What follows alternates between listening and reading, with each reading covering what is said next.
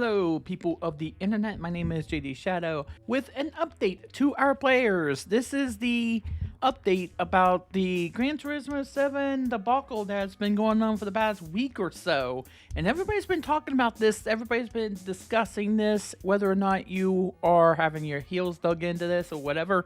The fact of the matter is that this is getting a lot of attention, and rightfully so. There is a good game there. There is a good game to be had, but unfortunately, it's this whole controversy with the microtransactions that is bogging the game down. Now, some people will disagree about that. Some people will disagree with the notion that there is a good game there, and I disagree full-heartedly with those people, but they are free to express that. I have said that countless times. That does not make you a fanboy if you like a game. It does not make you a fanboy at all. And stop telling people they are because they like the game. They are allowed to like whatever game they want. As long as you are civil in comment sections or forums or what have you, you are free to discuss things and you are free to like things for whatever reason you have. If you like the game, then you're more than welcome to play it. If you do not like the game, there are a million other choices out there.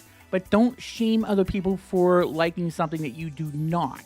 And I'll get to that maybe in another video, depending on how I feel about talking about it yet again. However, I want to get to this update. This happened within a day or so ago, and I struggled to try to get to this because of other things happening in real life, of course.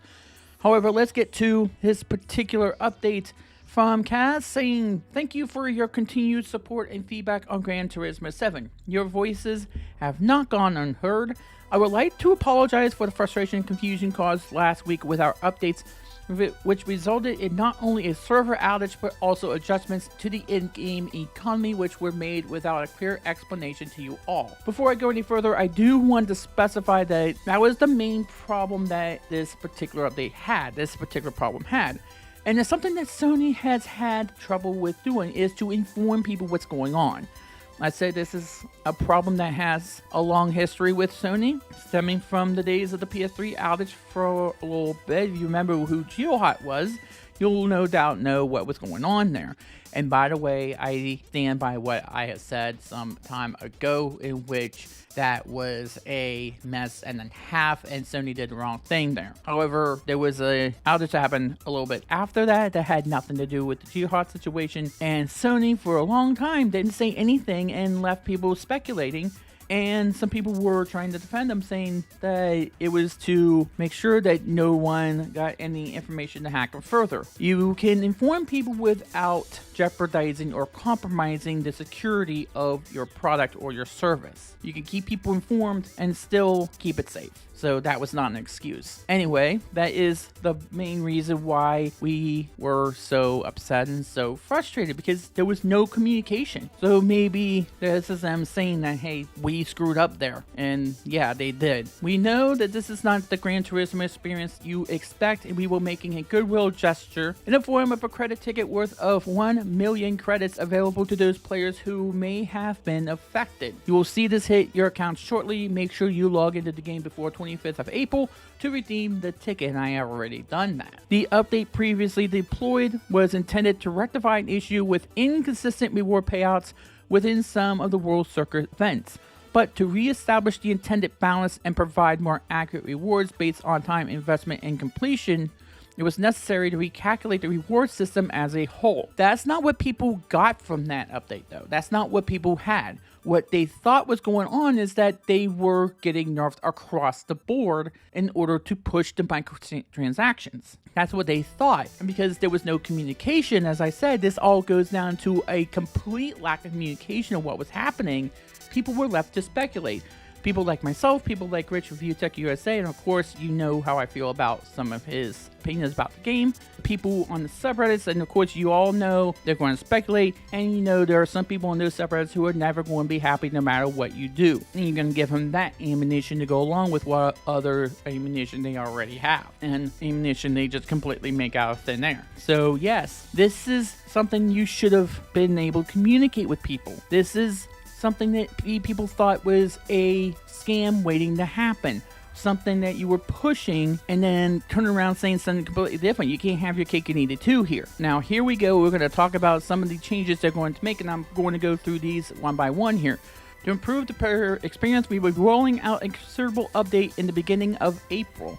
The number of events will be increased, and we will establish the reward system with greater balance throughout the game to benefit all players. Now, this is what I thought was going to happen, that they were going to nerf the Fisherman Ranch. That was the track that everybody was grinding out in order to get the credits, in order to get some of their higher end cars. And what I thought was going to happen is that they were going to decrease the amount on that and then increase other things across the board and want to balance everything out.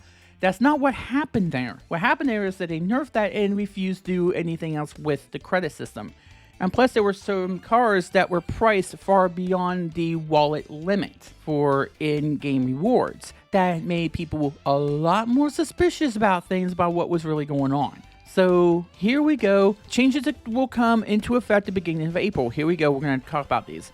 Increase rewards for the latter half of the World Circuit events by approximately 100% on average. That is not a bad thing at all, and I'm still going through the story. I'm trying to unlock everything, so yeah, again, I am a slow player, so sue me. Addition of large rewards for clearing the circuit experiences with all gold or bronze results. That is something that they should have done at the beginning.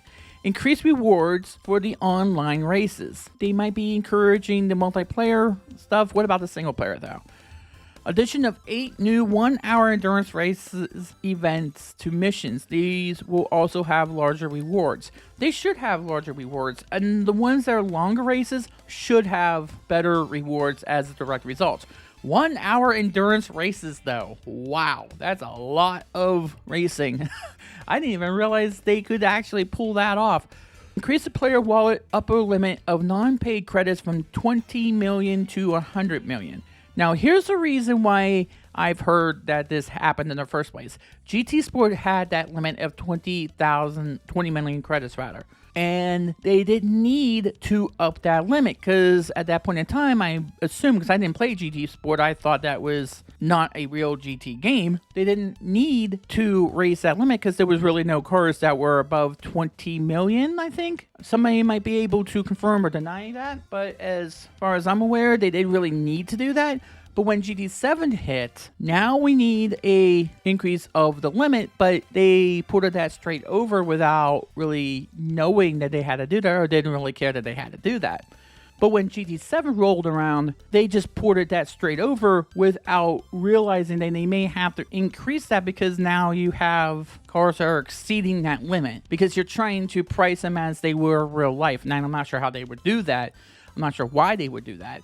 But that's their intention there, and if you don't increase that limit, that's going to create a problem. And my thought was, how are you able to do that even with the microtransactions? Are they going to pay half then and half later? And then like, okay, if it's microtransactions, if it's from payout of microtransactions, then there's going to be no limit. So yeah, then you can exceed that limit. And increase the quantity of used and Legends cars on offer at any given time. And that's not a bad update. That's not bad, but I would like the increase of the time that they are on the lot at any given time. You have a certain amount of time between when they go on the lot and when they come off of the market. Maybe an increase in the amount of time it takes for you to be able to go there and actually buy the thing. Because you may not have that amount of money at that point in time, but you want to grind toward that. And that's quite all right, but you need a little bit more time in order to get to that. Maybe make a rain check or something. I don't know how you do that. Beyond this, there will be a few additional updates deployed between now and the end of April, which will add new cars and course layouts as well as implementing some other fixes. Now, this is probably something that we've already known right from the launch of the game. So this is something that we probably should have not been too surprised at, that they were going to add new races. This is probably going to be more of a service than a product, and you would expect if this is going to be a long-term game that they're going to make updates across the board at some point. And it's not like it's going to be something they're going to, okay, we're going to release it, we're never going to touch the game again. They're going to update this every once in a while. Finally, we also want to take the opportunity to lay out some of the near-term updates we are working on. We can't confirm an exact date or specifics yet, but we'll give advance notice via GranTurismo.com. So here are the updates that we are talking about. Increase the reward payout of limited time events as we develop as a live service, as we covered before. Addition of more World Circuit events. We've already been made aware before the game even launched that they were going to do this. So I believe that this is something that was already in the works. Here's one interesting one. Addition of more endurance races to missions, including 24-hour races. Are you really going to make a person play for 24 hours straight? That's one thing I may want them to clear up. What's going to happen there? Because if you're seriously going to have somebody sit in front of a television screen for 24 hours straight, and I doubt that's what they mean, but at least I would hope that's not what they mean. At least I hope. But if they really expect people to do that, they're crazy. They are really out of their minds. Addition of online time trials with rewards based on the player's position in the online rankings, which good luck getting towards some of the top tier people in the world. And here's the big one. A lot of people are going to be happy about this. A lot of people were requesting this one.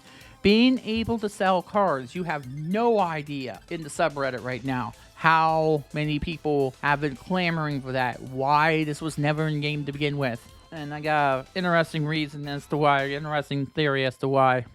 We want to thank you for your continued patience and valuable feedback as we grow to evolve GT7 to make it as enjoyable as rewarding for as many players as possible.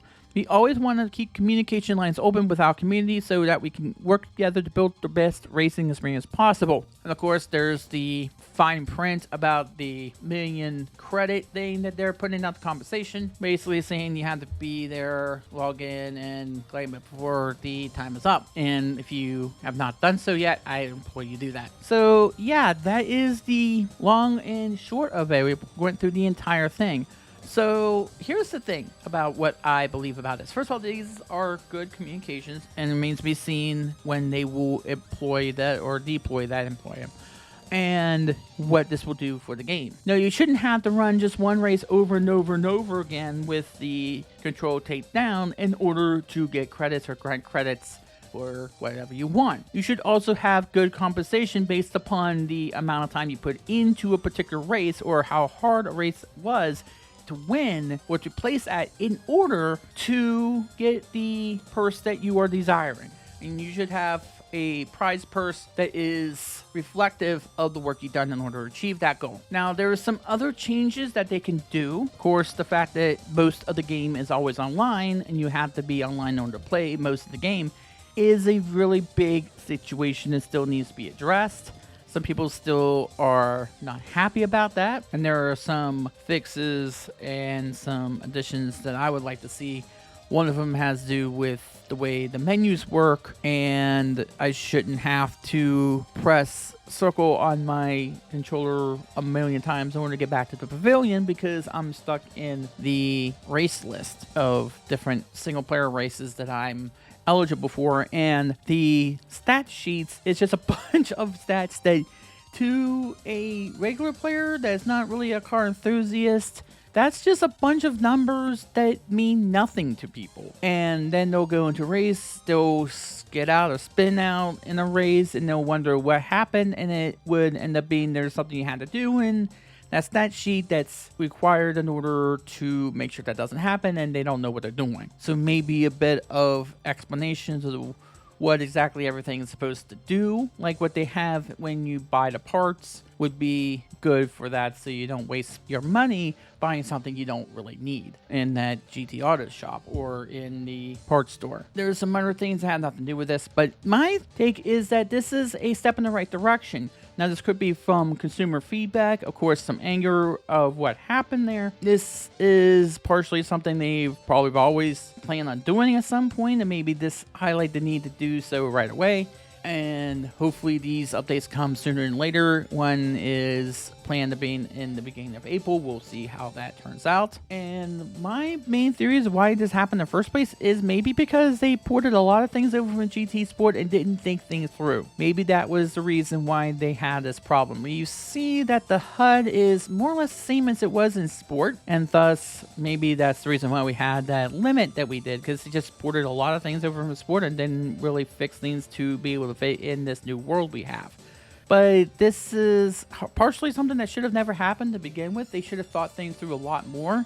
I do get to some extent the necessary evil of microtransactions, because if you're going to create a service, or you're going to create something that's going to be updated on a long-term basis, you're going to have to fund that developmental process, and sometimes that's something that needs to happen, but you shouldn't be pushing or forcing people into it. At the same time, we should be mindful about the developmental process and how much time and effort these people do put into these games, and sometimes that's a necessary evil. We wish it didn't have to be, but unfortunately, with how expensive some of these games are in order to develop, there are some games now $70 now. I would hope that the money doesn't just go into the pockets of Sony and Polyphony Digital.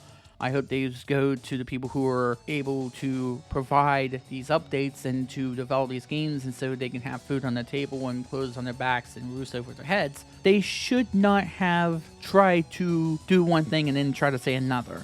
That's something that they thought they could get away with, and no one fell for it. I've never seen any backlash like that. Although, to be fair, there are some people that took it a little bit too far, and there are people that, no matter what you do, they're never going to be happy. There's some people who are still not happy about this. There's still people that are saying, oh, this is something they should have never done, and I'm not going to accept this as compensation. I'm still not happy. They're doing what you want them to do. Maybe have a little bit of faith that maybe they're listening. And even if this was something that they were planning on from the very beginning, hopefully this is a step in the right direction. We should be thankful that they did listen, although it took a megaphone to do so. And I don't think anybody was white knighting Sony by doing this. Nobody was white knighting Polyphony Digital and approving of the changes that were going on. I mean, we've seen games that start out as utter messes and then turn out to be great games once they fix things and they get everything under control. Just look at No Man's Sky. You know how horrible that game was received? And look at it now. It's still not as perfect as could be, but it is a fully functioning game that people say, hey, this is probably one of the best comebacks ever. Look at Final Fantasy XIV and how that started out. Now it's probably one of the most popular MMOs right now, especially after what's going on with Blizzard and Activision, and that's still going on. There's still updates being had, and people are still reporting stories about things happening as we speak. Look at these success stories that came from games that should have never had any right to continue to exist, and now look at them. Gran Turismo could be that too, and it's looking like they're listening. And maybe Cyberpunk 2077 could be that game too if they fix some of these other things. They fix some of the issues that they still have, and they're trying to do that. So who knows? Maybe it ends up that GT7 could be one of those types of stories where it starts out, hey, we made a mess out of things. It didn't need to be a mess. We have a good game here, but we tried to fix what wasn't broken. We tried to push a certain thing that no one asked for, no one wanted, and didn't say anything to anybody, and didn't try to balance it out so where people would not be as angry as they ended up being. But maybe this is something that is a step in the right direction. We'll see how it goes. Until next time, my name is JD Shadow, and that just happened.